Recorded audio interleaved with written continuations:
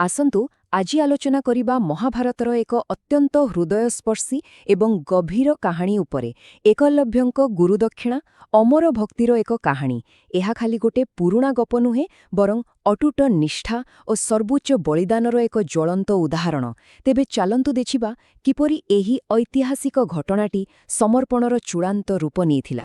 ମହତ୍ୱାକାଂକ୍ଷା ଏବଂ ଅତୁଟ ଭକ୍ତିର ଚୂଡ଼ାନ୍ତ ମୂଲ୍ୟ ପ୍ରକୃତିରେ କ'ଣ ହୋଇପାରେ? କେବେ ଏକଥା ଚିନ୍ତା କରିଛନ୍ତି କି?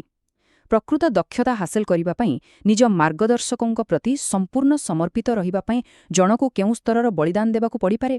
ଏହି ଗୋଟିଏ ମୂଳ ପ୍ରଶ୍ନ ହିଁ ଆଜିର ପୂରା ଆଲୋଚନାକୁ ଆଗେଇ ନେବ, ଆଉ ଆମେ ଦେଖିବା ଯେ ଏହାର ଉତ୍ତର କେତେ ଆଶ୍ଚର୍ଯ୍ୟଜନକ ହୋଇପାରେ। କାହାଣୀର ପ୍ରାରମ୍ଭରେ ହିଁ ଆମକୁ ଏକ ବିରାଟ ଦ୍ୱନ୍ଦ୍ୱ ଦେଖିବାକୁ ମିଳେ।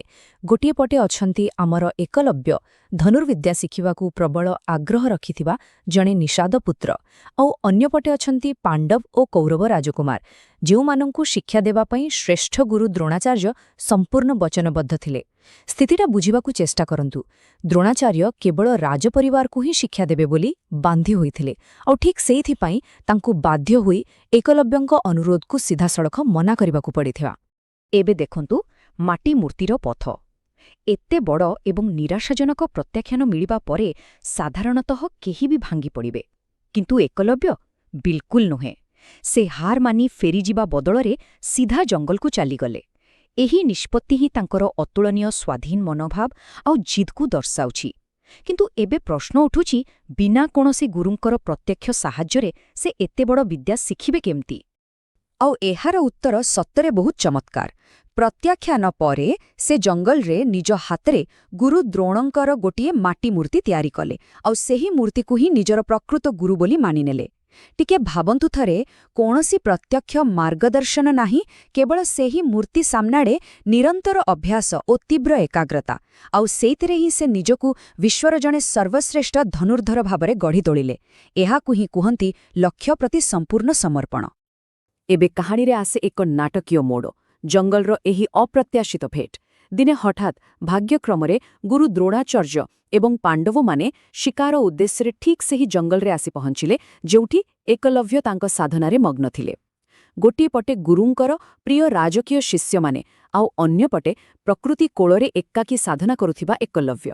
ଏହି ଭେଟ ଯେ ଇତିହାସର ଏକ ବିରାଟ ଅଧ୍ୟାୟ ଲେଖିବାକୁ ଯାଉଥିଲା, ତାହା କିଏ ବା ଜାଣିଥିଲା? ସେଠାରେ ଘଟଣାଟି କିଛି ଏମିତି ଘଟିଲା।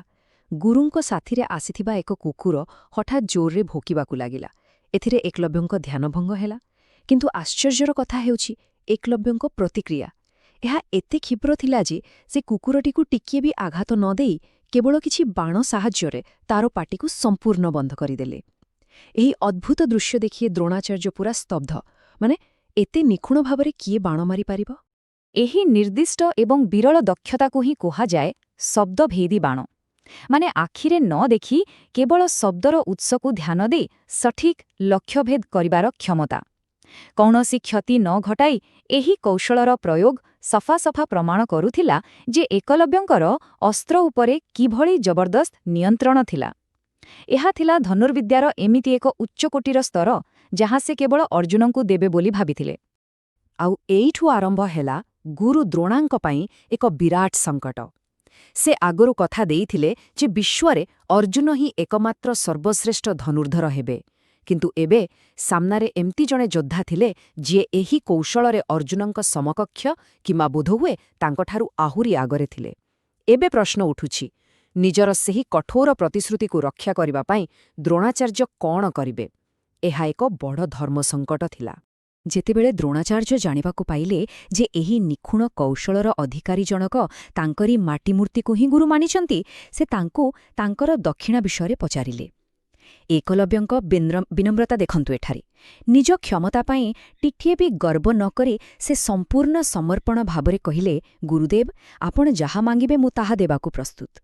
ଏଠାରେ ଜଣେ ଶିଷ୍ୟର ଅଦ୍ଭୁତ ଆତ୍ମସମର୍ପଣ ଏବଂ ଶ୍ରଦ୍ଧା ସ୍ପଷ୍ଟ ବାରି ହୋଇପଡ଼ୁଛି। କିନ୍ତୁ ଦ୍ରୋଣାଚାର୍ଯ୍ୟଙ୍କର ଦାବି ସେ କୌଣସି ସାଧାରଣ ଦାବି ନଥିଲା। ଯଦି ତୁମେ ମୋତେ ଗୁରୁ ଦକ୍ଷିଣା ଦେବାକୁ ଚାହୁଁଛ, ତେବେ ତୁମର ଡାହାଣ ହାତର ବୁଢ଼ା ଆଙ୍ଗୁଠି ମୋତେ ଦିଅ। ଏହା ଥିଲା ଏକ କଠୋରତମ ପରୀକ୍ଷା। ଟିକେ ଚିନ୍ତା କରନ୍ତୁ, ବୁଢ଼ା ଆଙ୍ଗୁଠି ବିନା ଜଣେ ଧନୁର୍ଦ୍ଧର ଧନୁ ଚଳାଇବ କେମିତି?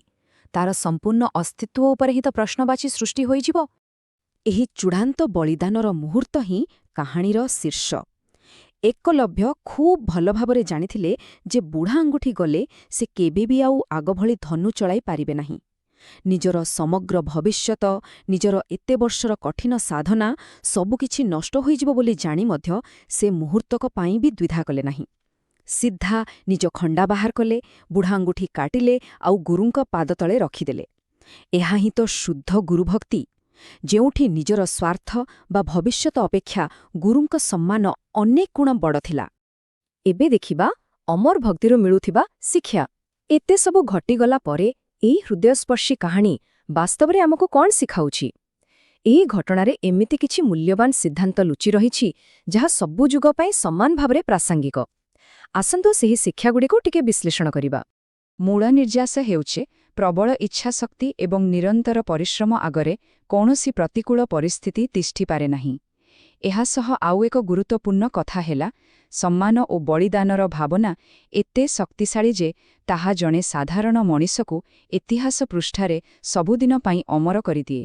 ଠିକ୍ ଯେମିତି ଏକଲବ୍ୟଙ୍କର ଏହି ତ୍ୟାଗ ହିଁ ତାଙ୍କୁ ଆଜିଯାଏଁ ସ୍ମରଣୀୟ କରି ରଖିଛି, ଆଉ ତାଙ୍କର ଏହି ନିଃସ୍ୱାର୍ଥପରତା ତାଙ୍କୁ ସର୍ବଦା ମହାନ କରି ରଖିବ। ଆଲୋଚନାକୁ ଶେଷ କରିବା ପୂର୍ବରୁ ଗୋଟିଏ ପ୍ରଶ୍ନ ନିଶ୍ଚୟ ଉଠୁଛି। ଆଜିର ଏହି ଆଧୁନିକ ତଥା ପ୍ରତିଯୋଗିତାମୂଳକ ଯୁଗରେ ଯେଉଁଠି ପ୍ରାୟ ସମସ୍ତେ ନିଜ ନିଜ ଲାଭ ପଛରେ ଗୋଡ଼ାଉଛନ୍ତି, ସେଠାରେ ଏମିତି ନିଃସ୍ୱାର୍ଥପର ଭକ୍ତି ବା ସମର୍ପଣର ରୂପ ପ୍ରକୃତରେ କିପରି ହୋଇପାରେ? ଏହା କ'ଣ କେବଳ ବହିର ଗୋଟେ ଗପ ହୋଇ ରହିଯିବ, ନା ଆମେ ସମସ୍ତେ ମିଶି ଏଭଳି କିଛି ନିଷ୍ଠାର ନୂଆ ଉଦାହରଣ ସୃଷ୍ଟି କରିପାରିବା? ଏହା ଉପରେ ଟିକେ ଗଭୀର ଭାବରେ ଚିନ୍ତା କରିବାର ଆବଶ୍ୟକତା ରହିଛି।